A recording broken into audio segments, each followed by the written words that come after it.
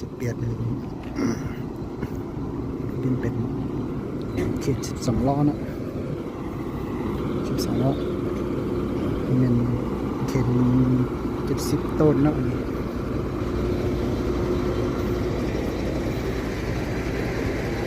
คือนกเด็กสีเหลืองนี่ใหญ่คัน10 ล้อคันนี้บ่ไหวเนาะเลยเอาคันนี้มา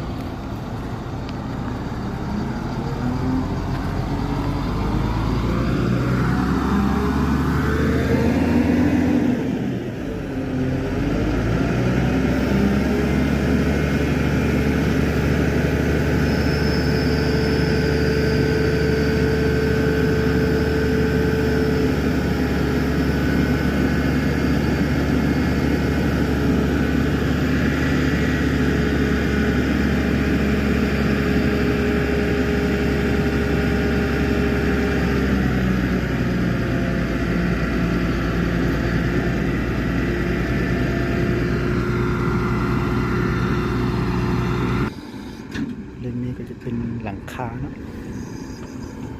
หลังคาที่เขาจะมางป่าที่มันเงาพ้นนะเงาพ้นรถลากตั้งไป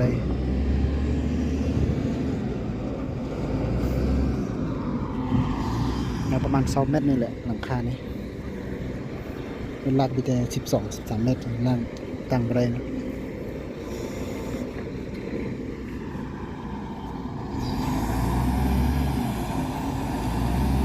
ยุบ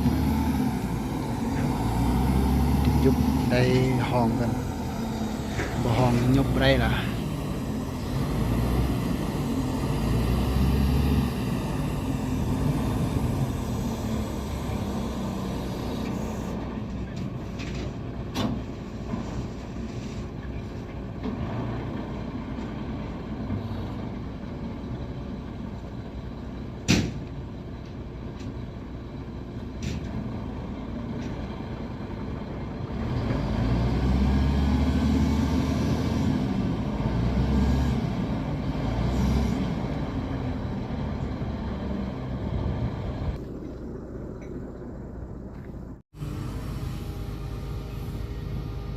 น้ำหนักบ่พอ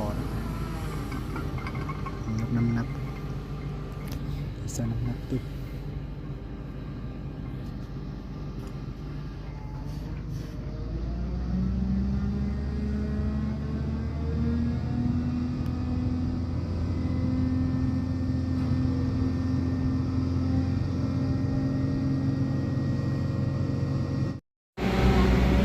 ยกใส่เป็นที่เรียบร้อยเนาะ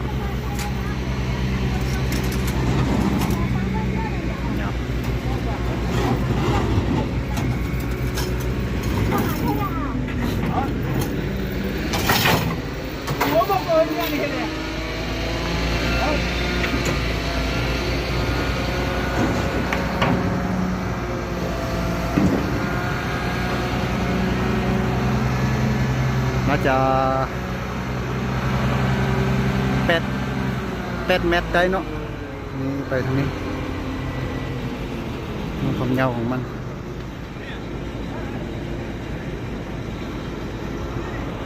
นี่เดี๋ยวจะไปเอาเล็กตัวนี้มาเติมนะโอ้ยาวสุดดีที่ไรไปไกลเนาะไปมอสิมันไปไกลนี่โอ้ไรเลยอันไปไกลได้แกะทอนนี้ออกนะบอลพัตตอนนี้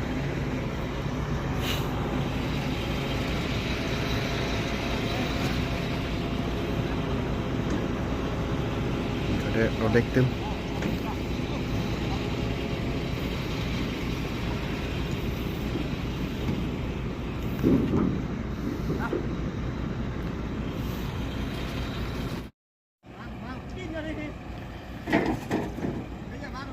ดีที่บ่ได้เอาไปไกลเนาะนี่คันไปไกลนี่ยากเลยมีแต่ตังนี้แล้วก็ไปห้องโน้นน้อยๆสีเขียวน้อยๆนี่เนาะบ่ได้ไปไกล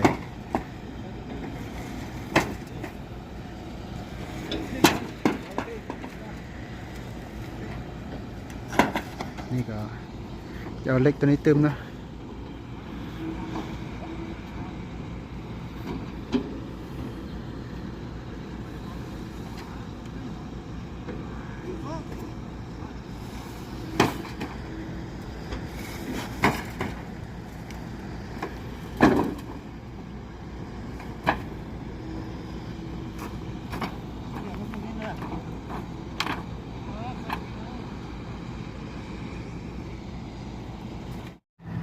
นี่ก็